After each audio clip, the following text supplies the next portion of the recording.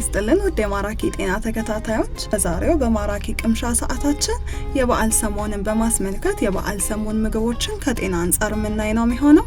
በበዓላት ሰሞን ጤነኛ ባልሆነ የምግብ ስርዓትና በሚፈጠር የምግብ ለውጥ ምክንያት ብዙ ሰው አዳዲስ የህመም ስሜት ሲሰማ ወይም ነባር ህመሙ ሲባባስበት ማየት የተለመደ ነው።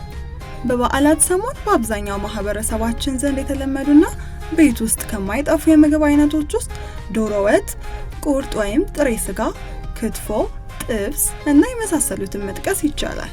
ከነዚህም የምግብ አይነቶች ውስጥ ዶሮ ወጥ ወይም በዶሮ ወጥ መንገድ የሚዘጋጁ ምግቦችን አንስተን ከጤና አንጻር የሚያስከትሉትን ችግር ለማየት እንሞክር። ዶሮ ወጥን ለመስራት ከምንጠቀምባቸው ግብአቶች ውስጥ ሽንኩርት፣ በርበሬ፣ ዘይት ወይም ቅቤ እና ሌሎች ቅመማ ቅመሞችን መጥቀስ ይቻላል። የዶሮ ወጥ ዝግጅት ሂደት በከፍተኛ ሙቀት ዘይትን በማጋል ሽንኩርትና ሌሎች ግብአቶችን ለረጅም ጊዜ ማቁላላት ወይም ማብሰልን ይጠይቃል። በዚህ ሂደት በሽንኩርትና ሌሎች ግብአቶች ውስጥ የሚገኙ ሙቀት መቋቋም የማይችሉ ለጤና እጅግ በጣም ጠቃሚ የሆኑ ቫይታሚኖችና ውህዶች ሊጠፉ ወይም ሊቀንሱ ስለሚችሉ ከምግቡ ተገቢውን ጥቅም አናገኝም። በተጨማሪም የምንጠቀመው ፈሳሽ ዘይት ውስጥ የሚገኘው ሲስ ተብሎ የሚጠራው ጤነኛና ተፈጥሯዊ የዘይቱ ክፍል ትራንስ ወደሚባል እጅግ መርዛማ ቅባት ይቀየራል። ከዶሮ ወጥ በተጨማሪ ይህ መርዛማ ቅባት በተጠበሰ ስጋ ወይም አሳ፣ ቺፕስ፣ ሳምቡሳ፣ ቦምቦሊኖ እና በመሳሰሉት ምግቦች ውስጥ ይገኛል። ሌላኛውና ዋነኛው የትራንስ ቅባት መገኛው ሰው ሰራሽ የአትክልት ቅቤ ነው። አንዳንድ የዘይት አምራቾች በተለያየ ምክንያት በከፍተኛ ሙቀትና ግፊት ሃይድሮጀነሬሽን የሚባል ሂደትን በመተግበር ፈሳሽ የአትክልት ዘይትን ወይም ጠጣር ሰው ሰራሽ የአትክልት ቅቤ ይቀይራሉ። በዚህ ሂደትም ከፍተኛ መጠን ያለው ትራንስ እና ሳቹሬትድ ቅባት ይፈጥራል። እነዚህ የቅባት አይነቶች ፓርሻሊ ሃይድሮጀነሬትድ ኦይል በመባል የሚታወቁ ሲሆን ጤና ላይ በሚፈጥሩት ከፍተኛ ችግር ምክንያት በብዙ ሀገራት እገዳ ወይም ክልከላ የተደረገባቸው FDA 2020 ቢሆንም በእኛ ሀገር ግን በሰፊው እየተመረቱና ለተጠቃሚ እየቀረቡ ይገኛሉ።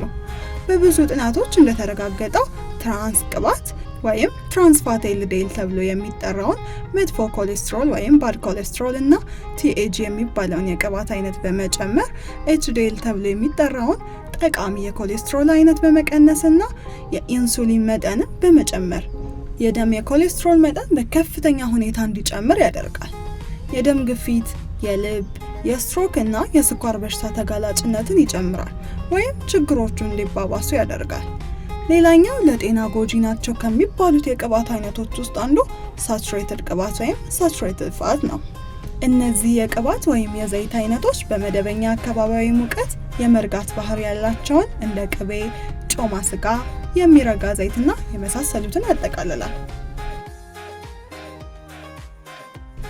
ሳቹሬትድ ቅባት የትራንስ ቅባትን ያክል ባይሆንም በብዛት የሚወሰድ ከሆነ LDL ተብሎ የሚጠራውን ኮሌስትሮል በመጨመር የልብ ጤናን ያውካል። ስለዚህ የኮሌስትሮል፣ የግፊት፣ የስትሮክ፣ የልብና ተያያዥ የጤና ችግሮች ያሉባቸው ከሆነ በምግብ በሚገኘው ጊዜያዊ ደስታና እርካታ ይልቅ ከላይ የዘረዘርናቸው ምግቦች የሚያስከትሉትን አሉታዊ ተጽዕኖን በመረዳት አለመመገብና በምትኩ በውሃ የተቀቀሉና ለጤና ጠቃሚ የሆኑ ቅመማ ቅመሞች የተጨመሩባቸው እንደ አሳ፣ የዶሮ፣ የደረት ስጋና እንቁላል መመገብ የሚመረጥ ሲሆን የተቀነባበሩ ዘይቶችንና ሰው ሰራሽ የአትክልት ቅቤ ከመጠቀም ይልቅ ተፈጥሯዊና ጤነኛ የቅባት ምንጭ የሆኑ እንደ ተልባ፣ ሱፍ፣ ሰሊጥ፣ አቮካዶ፣ ኦቾሎኒና የመሳሰሉትን መጠቀም ይመከራል።